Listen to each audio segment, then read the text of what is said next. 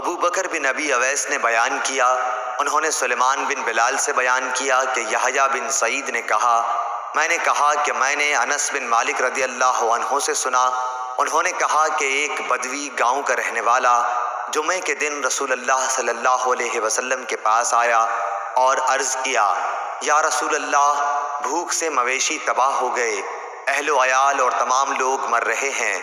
इस पर नबी करीम सल्लल्लाहु अलैहि वसल्लम ने हाथ उठाए और लोगों ने भी आपके साथ अपने हाथ उठाए, दुआ करने लगे।